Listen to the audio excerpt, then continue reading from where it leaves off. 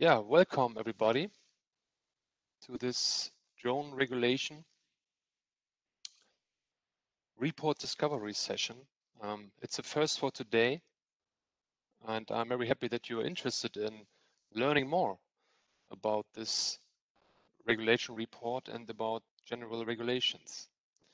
First of all, I would like you please mute your microphone for the presentation to avoid background noise. If you have, in the meantime, during the presentation, if you have any feedback or question, just type it into the chat and then we can talk about it after the presentation. We have around 30 minutes for these presentations, and we have then afterwards around 30 minutes, oh, Santiago left, 30 minutes to talk about your questions and any feedback and your input also. So it's not that I just present. If you have input, please share it afterwards. Additionally, I'm gonna send you a copy of this presentation after this meeting. And I would like to inform you that we will gonna record this session here also. So we send it also, but if you don't like it that we record it, now you have the time to leave. I think there's no problem with data protection or privacy. Yes. Any questions so far? I don't think so. I don't hope so. If not, we can start now with our presentation. So, yes, my name is Hendrik Bödecker. You can see it here on the left. This is how I look like, and also in the video you see my face.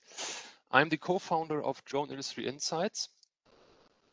We are a market research and consulting firm with a headquarter in Hamburg, Germany, and our research is focusing only on the commercial drone space. So no defense, no weapons, only the commercial. And our goal is to make, as you can see in the headline there, is to make the commercial drone market more transparent, and we help companies and individuals to be successful in this really new and evolving market. So what are we offering in general? As you can see, we have a wide range on the left there of products and services. We frequently publish reports, free material, free infographics that people have the chance to learn about the market, the drone market. We also have, and this is the way we earn some money. 1 second, I'm gonna mute again. There's background noise. Oh, it's over now. And opala. Sorry, guys. So, and on the other side, we help clients with detailed market studies. For example, typical clients are companies outside the drone business, which wants to enter the commercial drone market, and therefore we evaluate their market opportunity. And also we have drone companies as clients who wants to learn more about the competitive environment or about trends or the market dynamics, but also about regulation. And this is what we're doing today.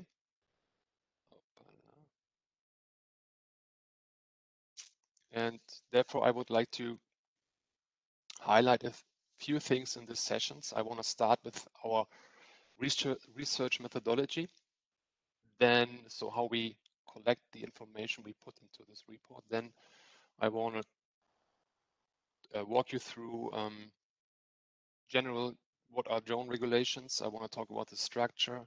I want to talk about drone rulemaking, and I want to also talk about the stakeholder and what is and really trending and growing sector is the international standards. And I want to also show you how important these standards are for the drone aviation, for the drone industry. Then I'm going to give you insights about one of our key components of the regulation report. It's the Drone Readiness Index, which indicates the readiness of the country's regulatory framework, and not only the framework, but also the procedures, which enables a safe drone operation.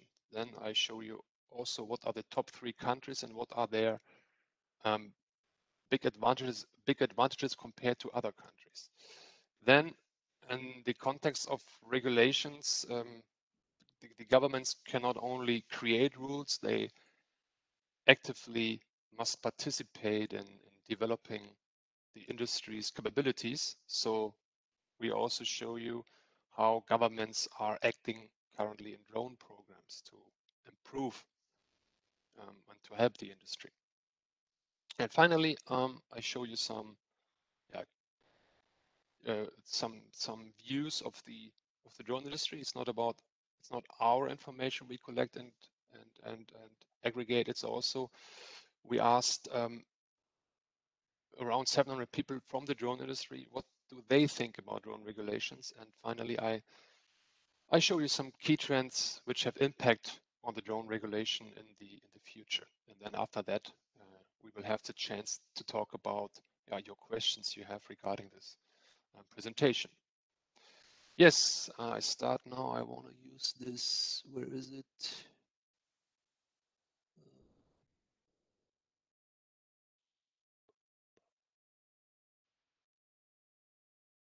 Oh, it's disappeared. Here we go. The laser pointer function. You see it here on the upper half here, how we do research. We first start with the scope. We define what we're looking for. Then we collect data. We mainly use secondary and primary sources. Then we analyze this data. Either we do it bottom-up way. This is how we do it in the drone market report. We get wanna analyze or assess the market values, for example. But we also do it top-down when we use information outside the drone industry. Then we validate the data which we collected. We also use secondary sources and primary sources, and this is the main thing here, that we use primary sources. So we talk with people and discussing our results and see that they are realistic, and then after that we create reports. For the regulation report, we mainly used secondary data, which meant a lot of reading, of understanding, and very important, interpreting drone law, which is not easy for outsiders. But as Kai's and mine, Kai's the co-founder of Drone Industry Insights, and mine background is from the commercial aviation, and I was responsible for, especially for aviation regulation in my department where I worked for. So I would say that I have the ability to interpret aviation regulation. And but of course, we're not reading it and summarizing it. We also, which is important, we talk with people from the industry, from each country.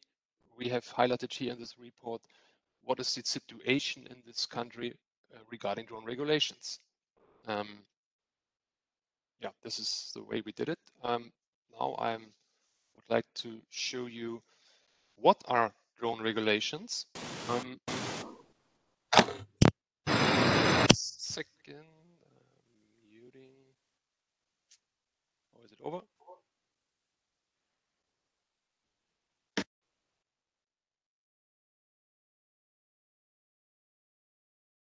So yeah,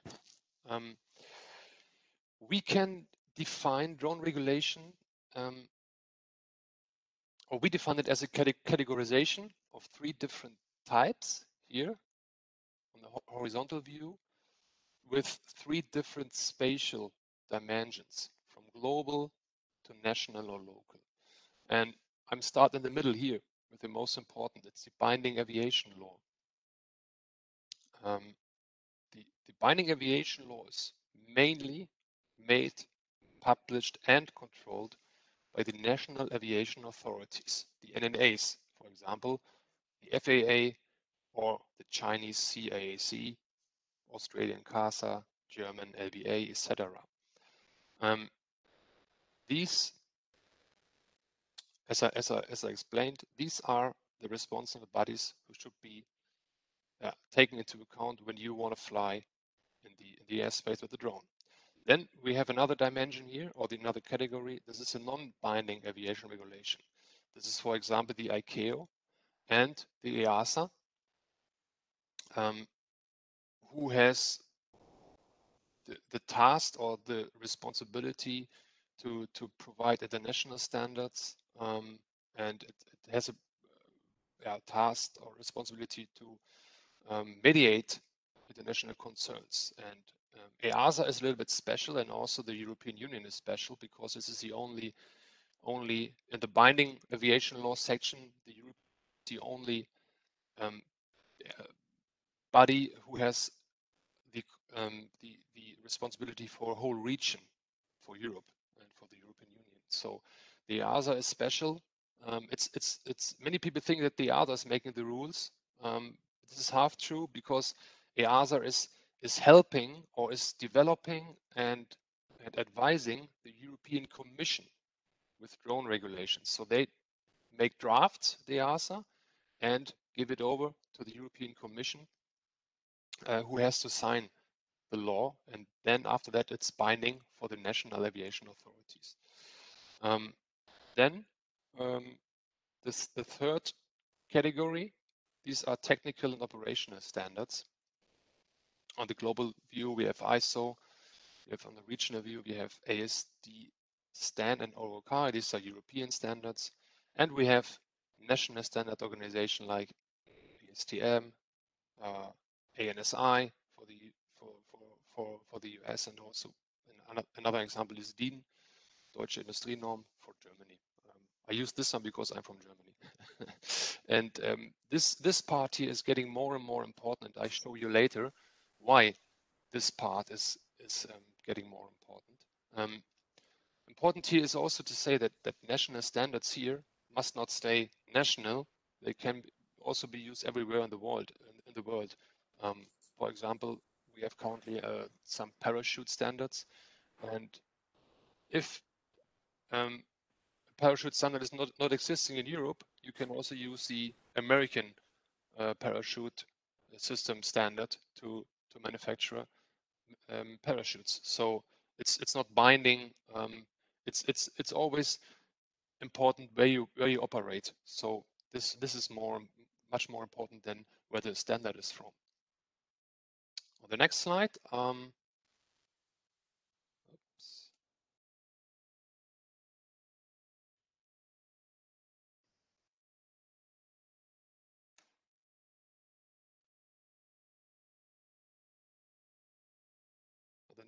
I draw a typical drone rulemaking process.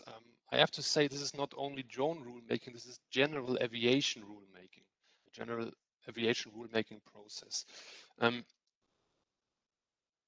All rulemaking starts with the task initiation.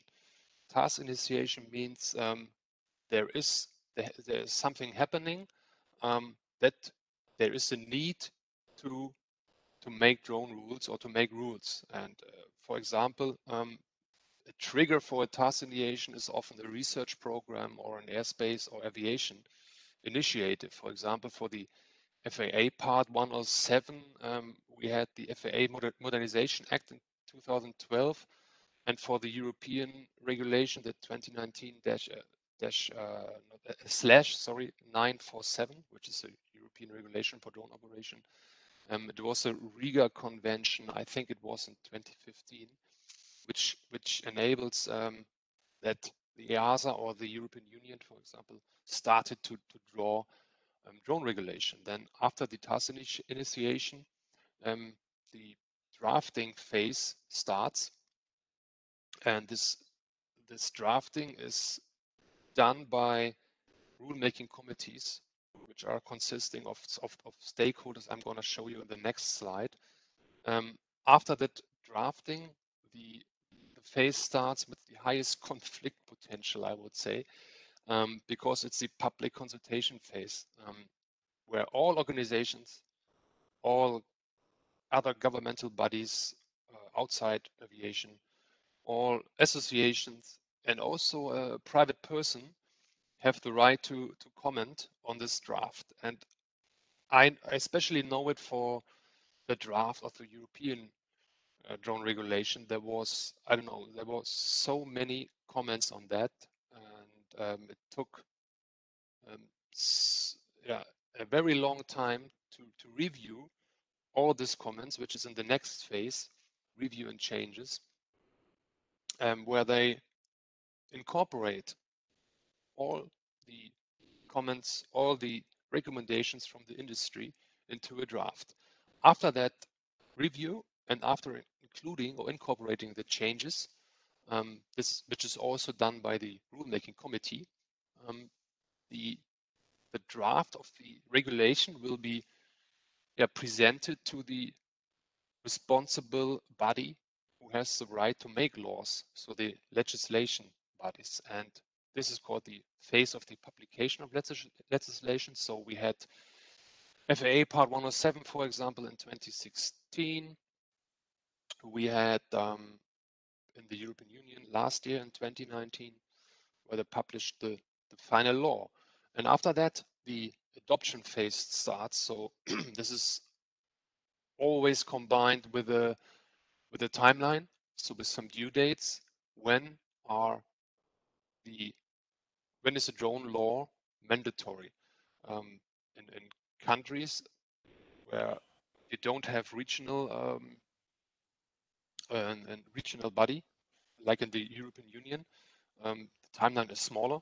But for example, for the European Union, the timeline is about 2 years. So regarding timeline, normally if you have a new law, it takes about 5 years to make rules and make drone law. I think for EASA or for European Union, it was around 4 years, and for FAA, it was also around 4 years, which was needed to make these rules. And yes, the implementation time for the states or in Europe for the national or for the member states of the European Union, it's still ongoing, so it still takes some time, I think, until 2023. The next milestone is in 2021, where the member states of the European Union have to comply with registration of drones, and also that the specific category, so flying and under conditions beyond the standard limitations, should be possible starting January 2021. I'm not sure if every European member state is ready for that, but we will see. Next slide is one of my favorites. It's the stakeholder overview. So who have something to say regarding drone regulations? Of course, only the first level, because they make the law. We have the national and regional legislator here, like the Department of Transport in the US. Also in Japan, the Department of Transport is responsible for the legislation. In Europe, it's the European Commission. They make the rules officially. They have the responsibility for it, and the NAA is controlling it, so the National Aviation Authority, and the state governments have to adopt it. I already explained it in the slide before. And another very important stakeholder is the air navigation service provider, which is responsible for controlling the national airspace. So they have also a very important role. We have a deeper explanation of this rulemaking stakeholders in our drone regulation report. On the second level, we have national, regional, or international standardization bodies like the ASTM from the US, like the ISO, EuroK from Europe, Eurocontrol, and CESAR-Yaros. CESAR-Yaros is very special in that because they did a lot of work for making drone rules understandable, not only in Europe but also in the world, where they, for example, incorporated the SORA methodology, the risk assessment methodology, which is needed to apply for complex missions with drones. And the third level is are aviation and industry organizations, agencies, and associations. For example, the NASA, ESA, ICAO, the GUTMA, which is an association for unmanned traffic management, as it can be seen here, and the AUVSI from the US.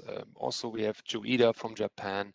There are many associations which are doing a great job to make it more transparent, to take care of an exchange of and showing the voice of the industry, which should be changed. So I think maybe they should be integrated more in the rulemaking, which is my opinion. But we will see in the future. I think they have already a very important stake in that. Next thing is what I mentioned at the beginning are the international standards. You understand the importance of international standards when you read and try to understand the drone law.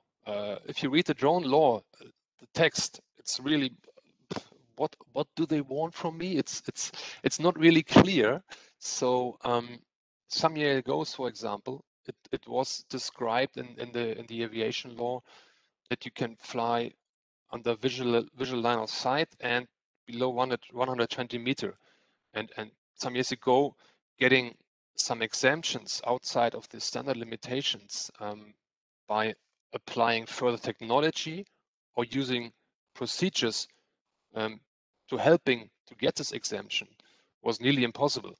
So I think 2 years or 3 years ago, we had 0.1% waiver in the US. We had a very low number or small number of BVLOS approvals in Europe and also everywhere in the world. So the standards, especially here, the operation and procedure standards help the drone industry, the drone operators, but also in this section, it's mainly the operators who get practice for BVLOS approval, who get practice for risk mitigation strategies for drone delivery, for example, and also the standards which are developed now helping to do linear inspections. And it helps not only the operator of drones, it helps also the inspector of the National Aviation Authority who shall approve this operation, because they also had lack of knowledge how to deal with it. For example, the risk mitigation strategies called the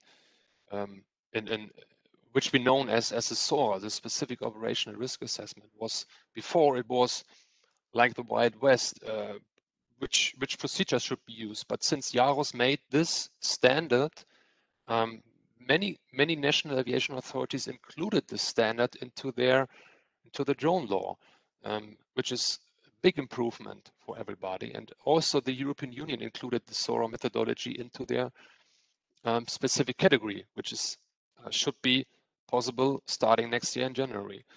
Also for personnel, in the US, it's before FAA Part 107, we had the pilots needed a license, which was quite impossible for many people to have a pilot license, a private pilot license. And with the FAA Part 107, they had just I would say, the 60 questions to show their competence in flying a drone. But there's much more behind it.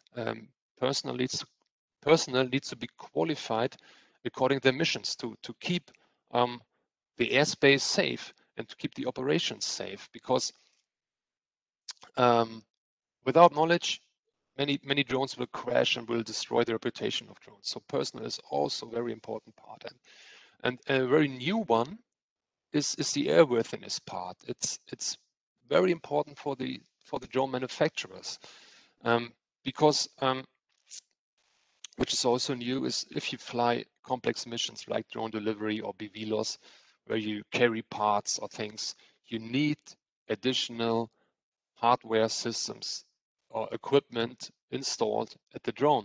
For example, a remote ID system or a parachute system, and we have much more systems which needs to be installed when you want to simplify an approval for complex operations. And we have in our report, we have some examples or many examples of standards which are existing currently. We have link outs of standards per each category, and you can use it for manufacturing drones, you can use it for operating drones, and you can use it for qualifying personnel. And I'm pretty sure that one day in the future, the aviation law in many countries will have references like this below. This is an example. For example, that you want to fly BVLOS. If you want to fly BVLOS, you have to comply with standard ASTM whatever or ISO whatever. This is also standard in the commercial aviation, and I think this is pretty sure in the future this will happen. So it's very important to already take care of these standards and getting used to it. And it's since 2 or 3 years there was a big improvement in making the standards. Yes, next part is the drone regulation, the drone readiness index, where we not wanted to just give you information about the current drone law or the current standards, etc. We wanted to compare which country is leading in the world, who has not the most permissive. This is very important. Not the most permissive. Permissive means always, okay, you have no rules, you can fly. We said it's important to have rules to ensure that the airspace is safe. So we defined 6 different indicators to assess the country's readiness or the country's regulatory framework and procedures, whatever it, or administration, whatever should be taken into account to get approvals for drone operations. So the first important index is the applicability. So is a drone rule existing in the country, and what is the latest revision? It doesn't make sense if you have an aviation law from 26, which only has 2 sentences, what is possible and what not. So it has to be revised, it has to be updated, it has to be according to the current technology. The other one is operational scope. We analyzed if in this specific country that if there's only VLOS, or is there already BVLOS possible based on a standard method or based on SORA. We also take into account the human resources. So what are the requirements for qualifying pilots? And also we take also into account what is the number of operators per country. The next indicator is administrative infrastructure. And so does this country have an insurance as a mandatory component of the drone law? Do drone operators have to register their drones?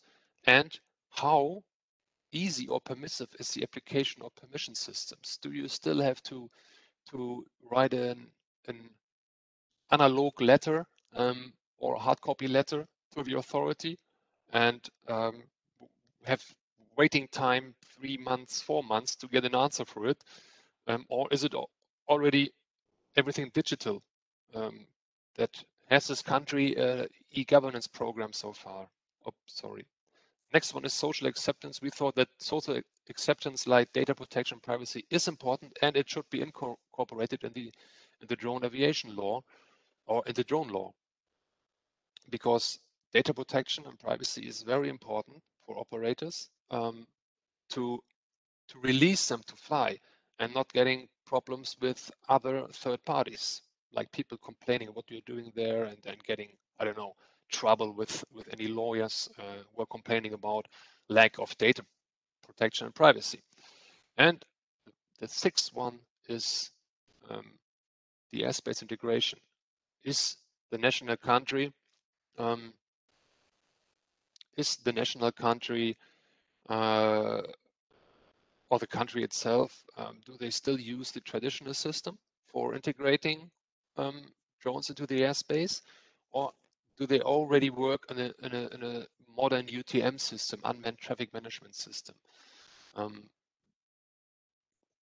So we also measured this activity in each country. There was a question I saw about difference between VLOS and BVLOS. VLOS means visual line of sight. This was or is a standard limitation of drone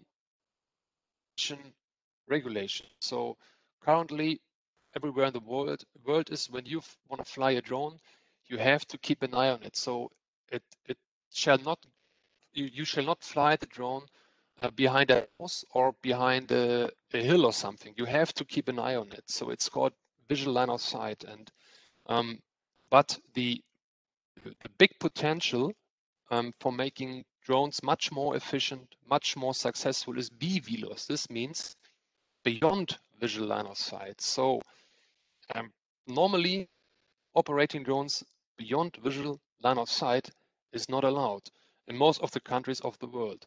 But since 2 years, the countries are working on a framework to allow BVLOS as a standard rule. So in Singapore, for example, you see it on the next slide, it's possible to fly BVLOS after completing a SORA methodology. So it's possible now in some countries. And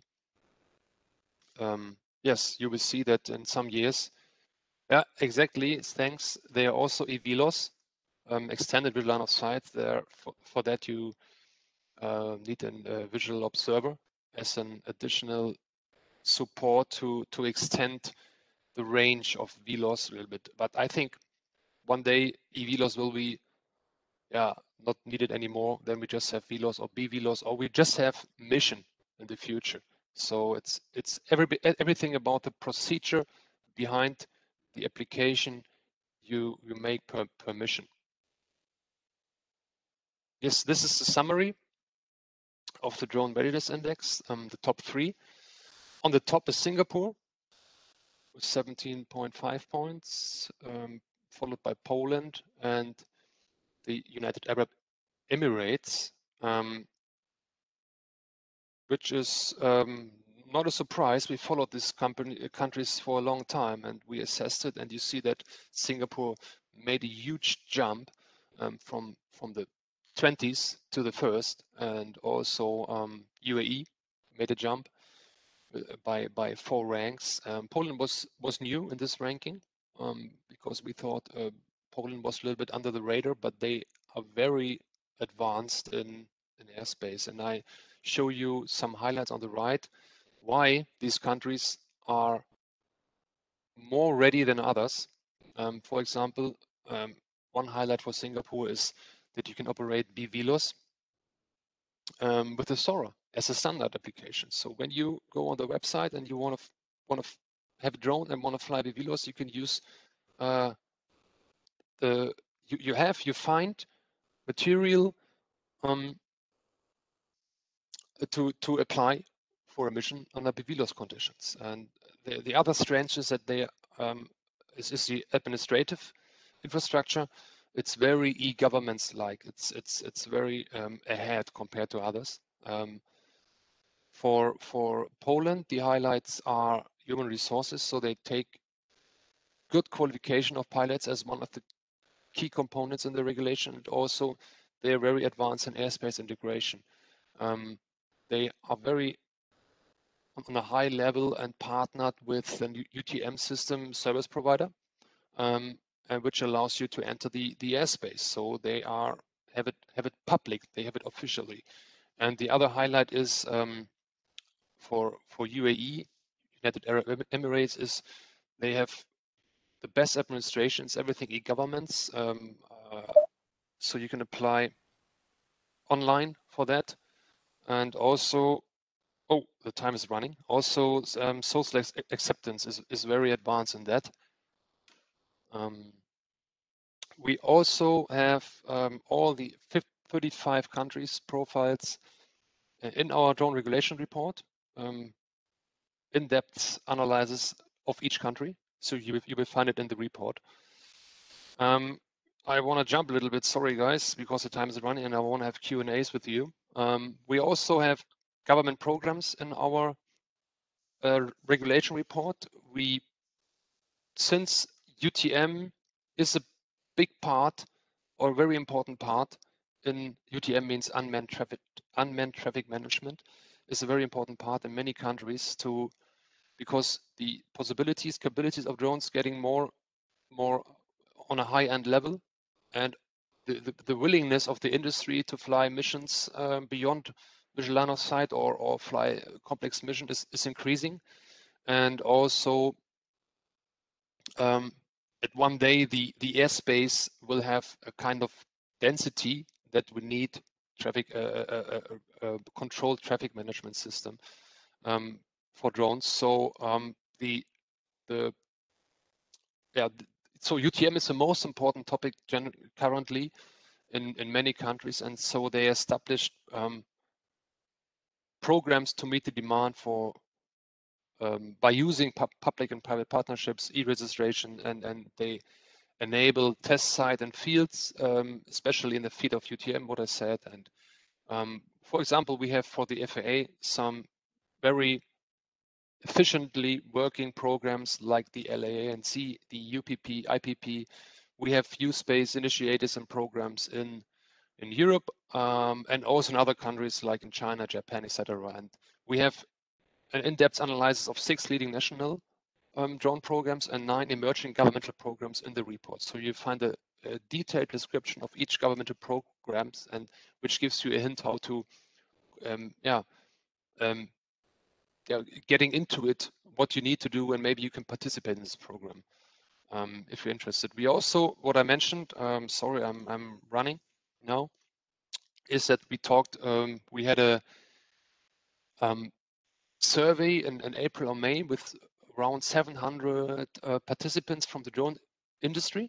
We asked them what are the biggest obstacles they're currently facing. So this is just one of 30 questions we have. We call it the Drone Industry Barometer 2020. You can download this report from our website. So they said 36% said that the regulatory issues are the biggest obstacles for them, followed by market issues and crime-related issues. So the market is not a problem. The regulation is still the problem. So this is the outcome of this slide. And you can find more questions and more views from the industry in our report.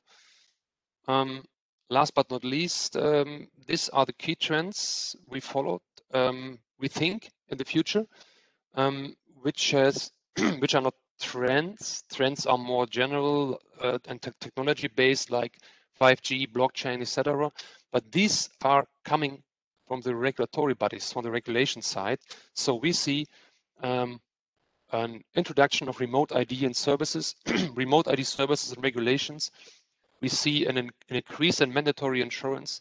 We also see a big progression of government run of UTM programs. So we see a high possibility of adoption of this outcome of these programs. And we see standardization of the VLOS operation permission procedures in the near future. So these 4 changes coming from the regulatory side, and the industries should try to adopt it to be competitive in the future. Yes, this was it. I have a short delay, sorry for that. If you want to get more information, you can go to our website and contact me. If you need other than regulation report things, you can also subscribe, so you have access to all of our market research content. I would like you, before the start the Q&A, I would like you to, 1 second, to give me some feedback. It would be awesome to get better and to learn from you what you like and what you don't like. I copy it into the chat, and then nothing speaks against. So here's the link. If you have the time, please fill out this, I think 5 or 6 questions survey. Yeah, we can start with Q&A. So please type in your questions. And I'm trying to answer it. Where does the North American, US, Canada rate on the country index? It's I cannot tell you everything. I would say the US could rank better. Canada is not too bad.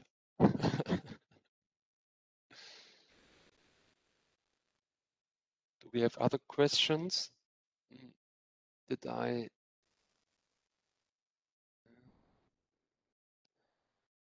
Here we go. Are there any EU, EASA, etc. working groups that companies can take part?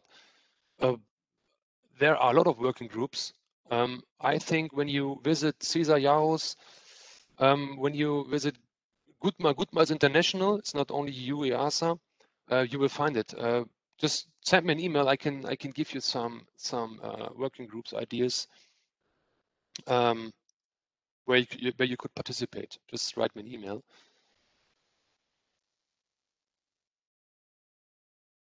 Which are the most relevant standards present and future for drone electronic systems, specifically navigation system?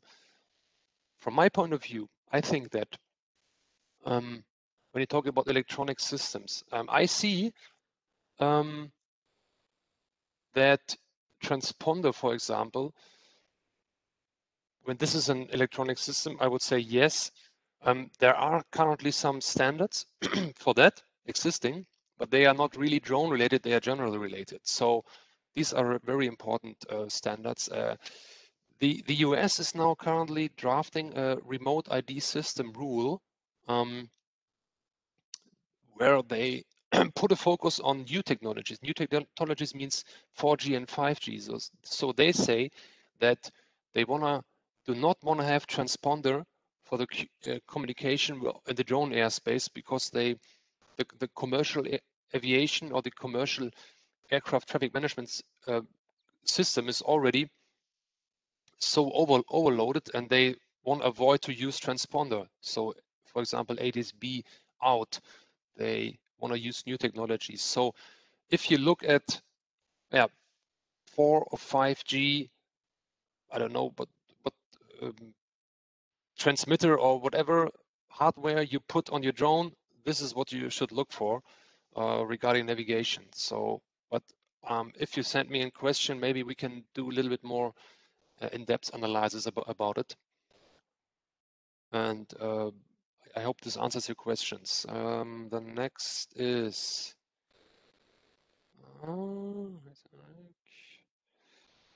so Italy, what is the rating index? Italy is also not bad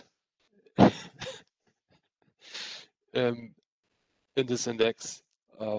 They have a very, I would say, a good system, very clear regulation, register, etc. Yes, and Bibilo standards are in Italy. They're also in Spain. We have some also in Germany, also, which is for me very surprising. And Singapore, many countries have already some BVLOS standard scenarios in their framework. Do you know if there are any specialized consultancy companies that can assist operators and manufacturers to enter a new European Union country, help guide them through the existing rules to make sure they can start flying? I know many, yes, I know many. I can tell you now. I can't tell you now because I have to look. Please send me an email on my email address, which is this, and I can answer this question particularly. This topic is very interesting. We have in the future, which is a little bit under the radar, we have the light unmanned certificate. This shall give operators or organizations the possibility to have a permanent approval to fly in the European Union regarding their approved mission scope. So it will be interesting, and I think there will be a lot of movement in the European Union, and there will be a lot of business starting in the European Union to make this possible.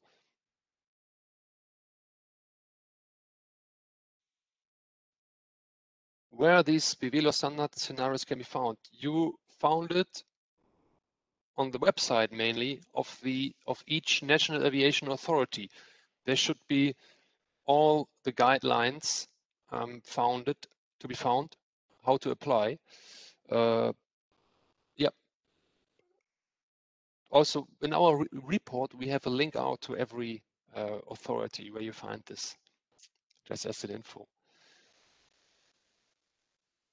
I want to reach out to EASA to be my competent authority instead of national CIA. Do you have an idea how to do that? Ah, very good question. From Johnny.com. Who was it? I want to reach out to EASA, General Authority, instead of national CIA. It's possible. For example, Norway and Switzerland, they are not in the European Union, but they are EASA members. So they are following the EASA regulations. I know it also that countries outside the European Union or outside Europe have the possibility to fly under EASA rules, but this is very complex. I think the authorities or the National Aviation Authority has to it's on that level. I don't know where you're from, Journalist Insights. I know where you're from. Yeah, this is high level. Yeah, maybe you send me an email and then I can figure it out for you and look for examples who to contact in this regards. How scalable or transferable will current and projected BVLOS RPS US regulations to be urban air mobility concepts across how scalable? It's urban air mobility is a, how to say it? It's a bus. It's not a buzzword, but it's a concept more. And everything I showed you, this also belongs to urban air mobility. So if you wanna fly BVLOS in a city, which is then urban air mobility, you have to follow the rules I explained. So they are highly scalable and transferable. They need sometimes, and they are much more belonging to standards. So standards are more interesting in this case compared to the law. Yes. Is BVLOS applicable in the US and Canada? Applicable? From my knowledge, it's not possible to fly BVLOS in both countries, but with an exemption. So in the US, it's called waiver exemption, and I see that there are now a lot of BVLOS exemptions approved, so it's starting also in Canada. So it's improving, it's getting better. Yes. Any further questions so far?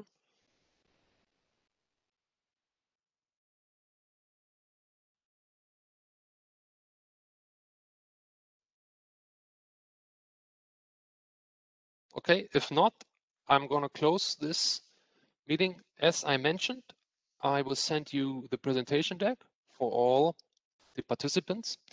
And when the record is ready or ready prepared, it takes I think a day or so, then I will also send the record of this session here. And I hope that this was an added value for you to join this session. If you have further questions, just send me an email or just contact us or contact our company or my colleagues. And yes, if you have the time, put in the feedback. I promise my team to have more than 10 feedbacks. So please.